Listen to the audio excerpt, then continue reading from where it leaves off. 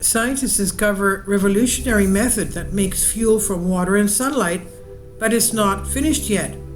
Scientists in Japan have demonstrated a new method to create hydrogen fuel without emitting greenhouse gases, but key steps to improve its efficiency remain. The key steps remain for it to be commercially viable. Scientists in Japan demonstrate the new proof of concept reactor that can harvest renewable hydrogen fuel from sunlight and water. The new 1,076 square foot, that's 100 square meter reactor, uses photocatalytic sheets to split apart the oxygen and hydrogen atoms found in water molecules, thus siphoning the hydrogen away to be used as fuel.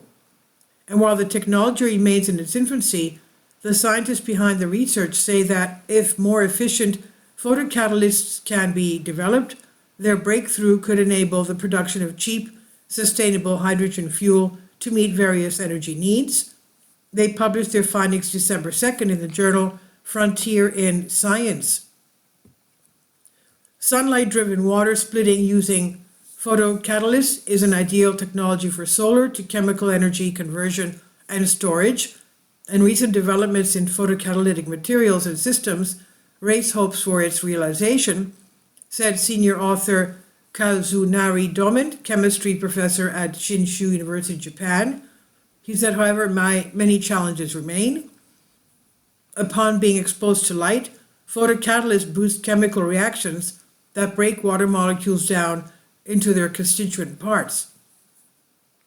However, most existing one-step catalysts, which decompose water into hydrogen and oxygen in one go, are extremely inefficient, leaving most of the hydrogen fuel to be refined using natural gas, a fossil fuel. To look for a way past this deadlock, the researchers behind the new study investigated a photocatalyst that uses a more sophisticated two-step process, with one step separating out the oxygen and the next step removing the hydrogen. Creating a photocatalyst for this purpose, the process enabled the scientists to build their prototype reactor, which ran for 3 years and worked even better using real sunlight than the ultraviolet light used in the lab.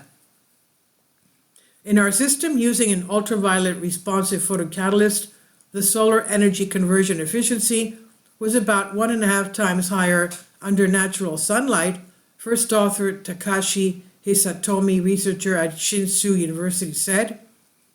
Simulated standard sunlight uses a spectrum from a slightly high latitude region in an area where natural sunlight has more short wavelength components than simulated reference sunlight. The solar energy conversion efficiency could be higher.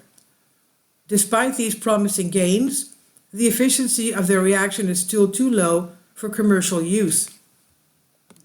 Currently, the efficiency under simulated standard sunlight is 1% at best, and it will not reach 5% efficiency under natural sunlight, Hisatomi said. To make the important strides to create efficiency, the scientists called on others to create better photocatalysts and larger reactors. Work on safety will also be vital.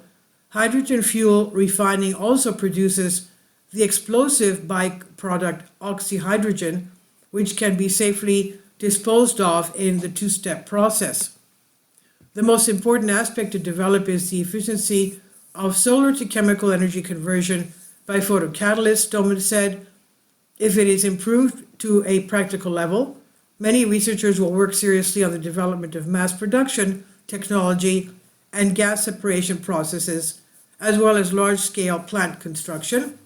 This will also change the way many people, including policymakers, think about solar energy conversion and accelerate the development of infrastructure laws and regulations related to solar fuels.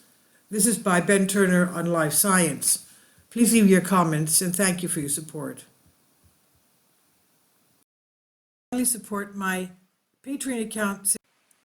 The daily posts are 5 videos daily, and they are totally different from what I have on my YouTube channel.